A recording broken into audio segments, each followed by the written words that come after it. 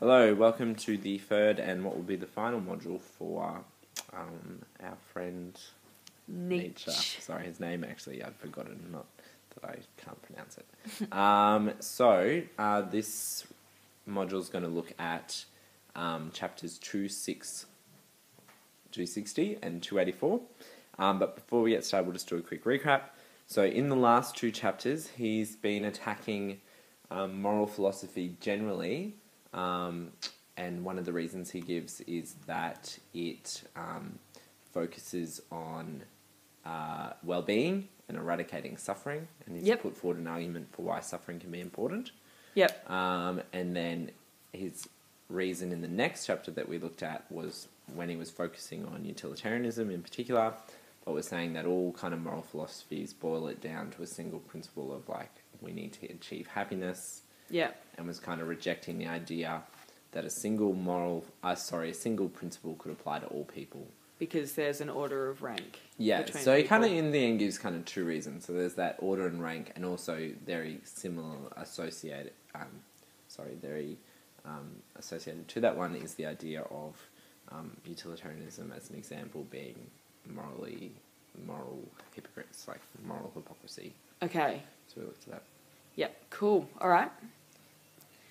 Okay, so section 260 is where we're starting. This section is going to build on kind of the ideas from the very first chapter in terms when he talks about herds and commanders. In this case, he's talking about those things, but he's kind of using different language, which we mentioned way back then, which is instead of herds, he's saying slaves. And instead of commanders, he's saying masters. And I just thought, as a funny thing, it's like Masters and Commanders, or like Master and Commander, the Russell Crowe movie. But nice. Anyway, so they go together. Picture Russell. Okay, so he's referring to those things, and he's going to refer to slave morality and master morality. Now, another really key kind of thing to clarify in your minds and know about this chapter is that when he's saying morality, he's not being helpful here, but he's not really, we think, talking about this is a good action, this is a bad action, this makes you a good person, this makes you a bad person in terms of like a moral sense, like you've done the right thing, you've done the wrong thing sense. Instead... another way to say that might be he's not really advocating that you should live in any particular way. No. And he's not saying like...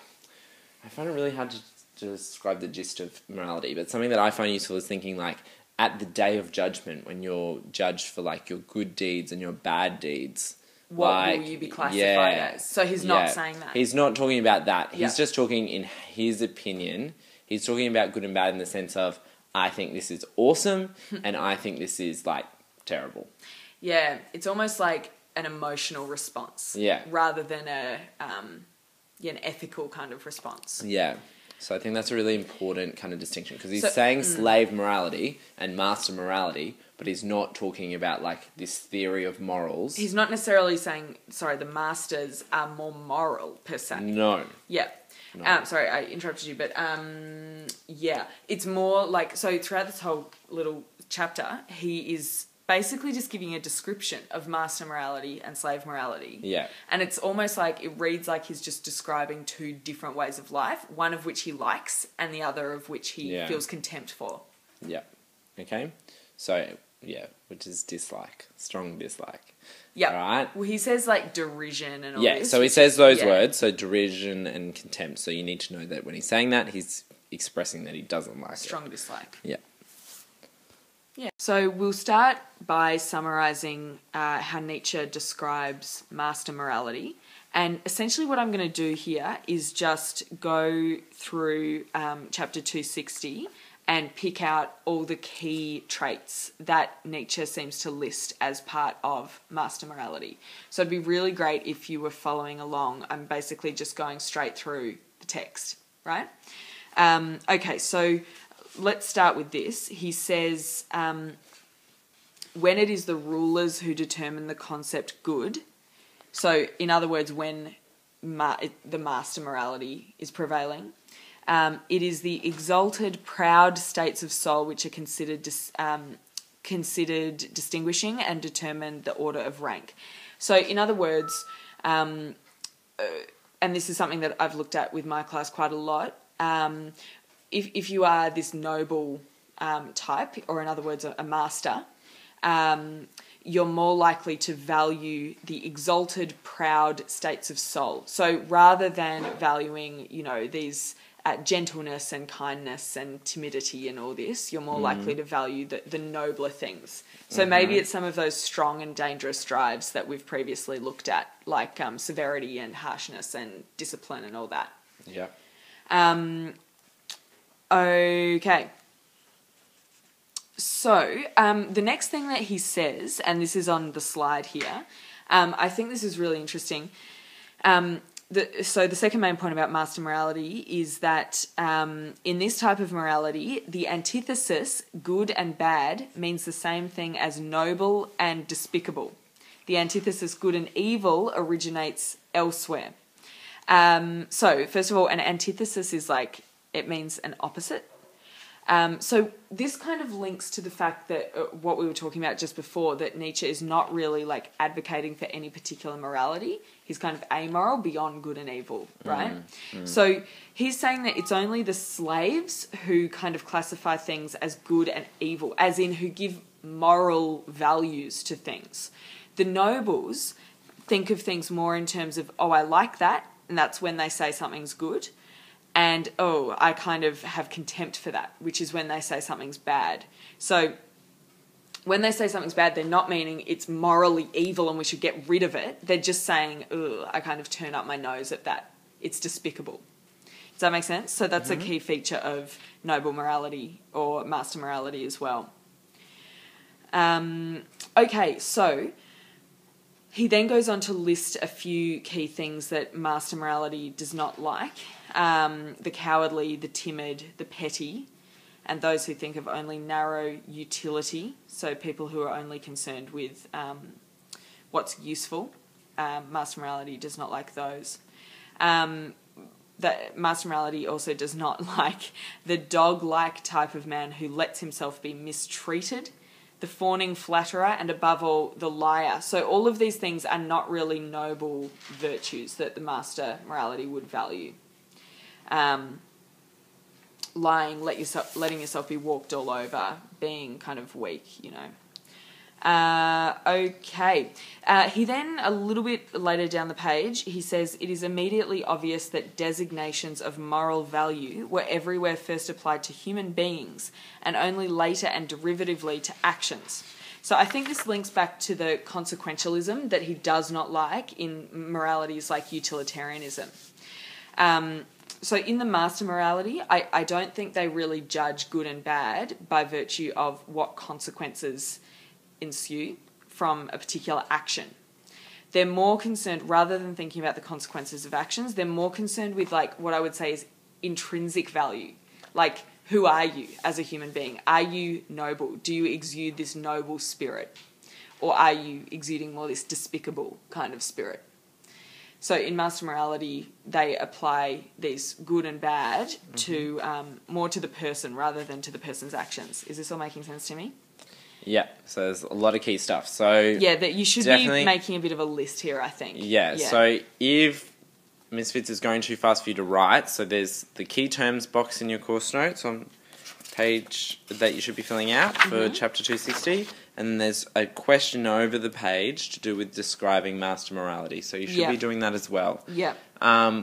So maybe pause, take your time. Also, she is just directly taking quotes out of the text, so you should be using those as well, and you should be going along with your text. Yep. Yeah. Is there any other key there's things a couple for master? more key points, if that's okay. Yeah. So he then says that the noble type of man feels himself to be the determiner of values. So rather than having to be told what to value and what not to value, the noble man determines that for himself.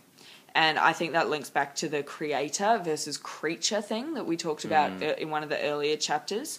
The noble... Yeah, what were you going to say? Well, I think it just links back... Well, a lot of this actually is linking back to things he's attacked previously. And the idea of being a determiner is exactly why he rejects so much moral philosophy and democracy and stuff like that, because it's trying to just tell you that you need to do certain things in certain ways, and that there's right ways to do things and wrong ways to do things. And he's saying, yes, no, we need to realise and rise up against it, that we actually have that capacity in ourselves to determine.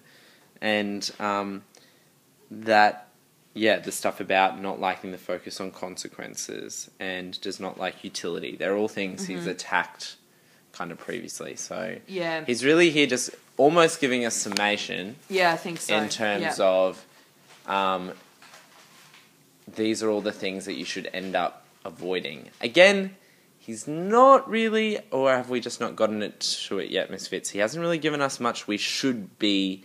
There's a lot we should be not really. doing. Does he give us anything we Well, need to do? he goes on to say the nobleman, this is a kind of funny part, the nobleman aids the unfortunate, as in gives to those less fortunate. But it says he doesn't give from pity, but more from an urge begotten by superfluity of power. Like, he has too much power within him, this nobleman, and it kind of just overflows. Yeah. It's superfluous, like too much.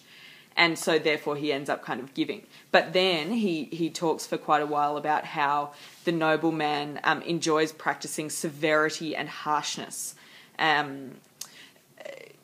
So there's not a lot of pity in there. Okay. Just a little further down, I know, we're nearly done with this slide. The nobleman tends to have a deep reverence for age and the traditional. I guess we'll talk about a little bit more about that in class. Okay. So as you can imagine, slave morality is essentially opposite to what Nietzsche has just described as the noble or master morality. I'm going to give you kind of three main points that he lists as describing slave morality here. First of all, the slave is suspicious of the virtues of the powerful. So this is actually, I'm just going to quickly mention a key term from Nietzsche that doesn't come up in the text that we're currently studying. Resentment. I can spell that for you in class. But basically it refers to the resentment felt by the slave towards his master. So whatever makes the master happy to the slave is bad, and he makes that into an evil. And Nietzsche says here the slave would like to convince himself that happiness is not genuine amongst the masters. So whatever makes the masters happy, the slaves are going to disapprove of.